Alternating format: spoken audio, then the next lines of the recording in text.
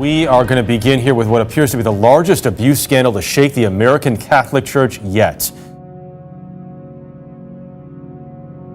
And the men of God who were responsible for them not only did nothing, they hid it all for decades. The landmark report, compiled by a secret grand jury report, claimed children were abused for decades by men described as predator priests. Documents from the diocese's own secret archives formed the backbone of the investigation, corroborating accounts of alleged sexual abuse and systemic church cover-up, mirroring a worldwide pattern where abusers are moved from parish to parish. And the report says church leaders protected the priests in a cover-up that went all the way to the Vatican. A systematic cover-up that included high-ranking church officials and allegedly went all the way to the Vatican. This is the priest you say abused you? Yes. John Doherty was molested by his family priest for 2 years, beginning at age 10. Is this report enough vindication, or are you fighting to change laws? This report is just the beginning battle of the overall war. And just last month, Cardinal Theodore McCarrick resigned. The former D.C. Archbishop was accused of sexually abusing minors and adults for decades. We should emphasize that while the list of priests is long, we don't think we got them all. We feel certain that many victims never came forward and that the diocese did not create written records every single time they heard something about abuse. The alleged abuses date back to 1947 and were uncovered following a 2-year investigation. I'll believe the bishops if they give us the opportunity to find the justice that we need. An apology isn't enough for Sean Doherty and other victims who are calling on lawmakers to change the statute of limitations and force the Catholic Church to finally pay for its sins. Predators in every diocese weaponized the Catholic faith and used it as a tool of their abuse. The grand jury investigation goes back 70 years and identified predator priests in 6 Catholic dioceses across Pennsylvania. Understand, Judy, this isn't a matter of interpretation back and forth. We not only relied on people testifying before our grand jury over a 2-year investigation, we relied on the church's own records, the church's own documents in what they called a secret archive.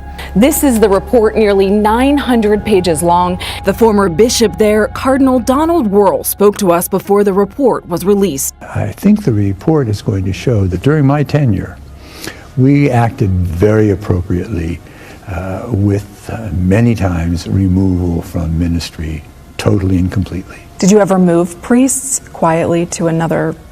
That wasn't our process. Because I did speak with a victim who said his priest that he alleges abused him was moved. I can't speak to any particular case. But according to the grand jury, in 1991, Wuerl reassigned an accused priest, Ernest Payon, to the Reno diocese. In 1995, he returned George Zerwas, who the report says was a member of a pedophile ring, to ministry. Wuerl even presided over Zerwas' funeral.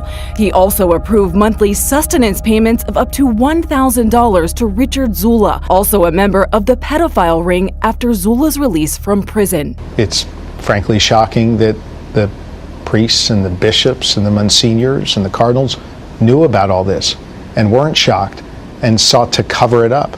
In some cases, the perpetrators were even promoted. When you say the cover-up reached all the way to the Vatican, explain what you mean. There were documents in the church's own secret archives where bishops notified the Vatican of the predator priests, notified them of their plans to pass them from place to place. And we have no proof that the Vatican did anything about it other than keep it quiet as well. More than 1,000 child victims over decades. There's no other way to sum it up other than saying that this is the most comprehensive report done into clergy sex abuse in the history of this country. So we're saving the galaxy again? Who else is going to do it? This morning, Hollywood heavy hitters showing their support for now fired Guardians of the Galaxy director James Gunn.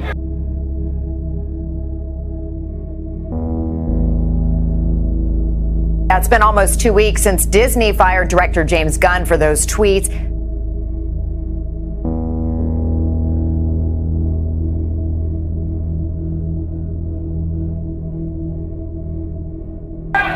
Actors Chris Pratt, Zoe Saldana, Bradley Cooper, and Vin Diesel joining fellow cast members asking Disney to reinstate Gunn. The star signing a statement reading in part, "We cannot let this moment pass without expressing our love, support, and gratitude for James." Gunn was fired earlier this month when old tweets where he joked about child rape, AIDS, and the Holocaust resurfaced online. Disney calling them indefensible and inconsistent with our studio's values. This isn't the first time Gunn has had to answer for his controversial comments online. In 2012, Gunn expressed regret, promising to change. But now he's apologizing once again. Roseanne calling out the situation on Twitter. "I'm disgusted to read all the support for James Gunn's pedophile jokes as the same people supported blacklisting me for a joke they didn't even understand." Hope you're ready. Guardians of the Galaxy has delivered big for Disney. The third installment was reportedly preparing to shoot this fall with Gunn working on the script.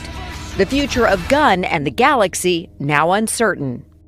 I want to warn you about this next story because a Northern Virginia candidate running for Congress has some shocking, dangerous, and downright disturbing views about children and women. Nathan Larson is an accountant who lives in Fauquier County. This is hard to read and certainly hard to hear. He admittedly thinks it's okay for adults to have sex with children. He even wants to make it legal. Northern Virginia Bureau Chief Peggy Fox is in Catlett, Virginia tonight, and she spoke to him. Normally, we don't give people with abhorrent beliefs a platform in which to share those ideas.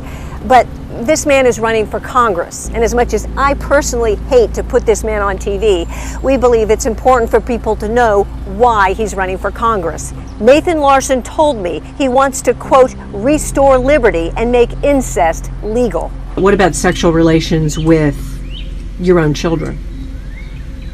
Like, I would favor legalizing incest. Why is that? Just because personal freedom. What about the children's rights?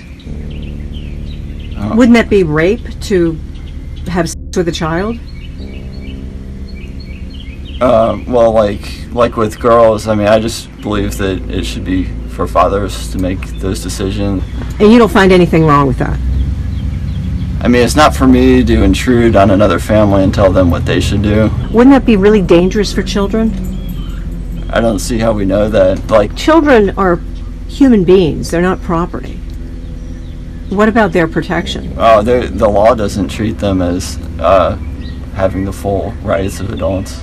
Nathan Larson also told me he doesn't think wives should be allowed to accuse their husbands of rape.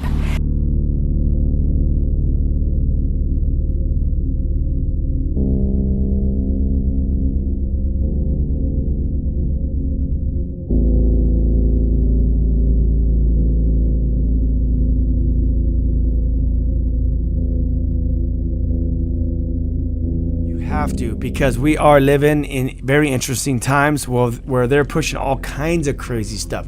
We're going to talk about pedophilia right now. Yeah. So recently there was a video that came out. It was actually in the news, but it was a TED Talk, and it was a girl talking about pedophilia, addressing pedophilia. Yeah. Because this whole sexual trends with sexual identity and transgender revolution and the LGBTEQ or whatever, Z, right, whatever it is now, they keep adding things. Now they are trying to bring pedophilia into the LGBT community. Yeah. And the TED Talk, basically this girl was saying, there's pedophilia and then there's sexual offenders. So you could be a pedophile, which is like, okay, you're okay. If you're a pedophile, it's okay. You're born this way.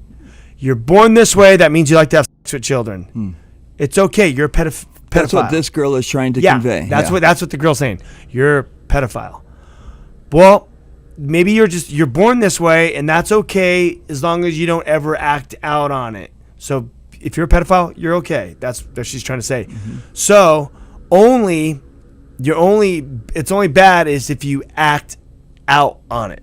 So being a pedophile, liking to have sex with little kids, is okay in your mind and everything, but you just can't act out on it.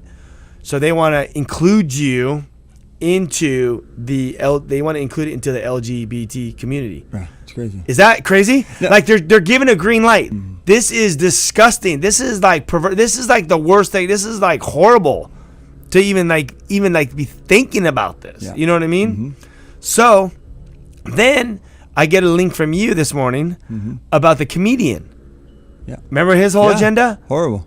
So what was it? Let's kind of basically this. Do the basic This version. guy was he was basically breaking down that, like, if you're a murderer, people have more. I'm going to paraphrase it. They have more grace on murderers than they do people that are pedophiles. Like, if you've murdered somebody, you can actually be okay. You know what? He's going through a tough time in his life. Maybe he didn't have enough sleep. And he's kind of like joking. He's a comedy, and this is something that should not be being joked around. There's so many people who have been impacted by this. But then he starts to give it as, okay, murders can be almost forgiven and people have grace on that. But if you are a pedophile, oh man, you're like wiped out. And so what his thing was like, he was hoping that they could take down the level of scrutiny against people that have the pedophile thing. That's what he was alluding to. And that is gnarly. The other stuff he said, I won't even repeat what he said. But that's basically the premise, and it's the same premise that you're talking about with that girl. And it's interesting that video that we both saw, this video we both saw, all circulated this last week. And it's just surfacing. And we were talking about this earlier in the show. This is why you got to be careful. People want to normalize things. The way that girl is speaking, she talks very, very eloquent.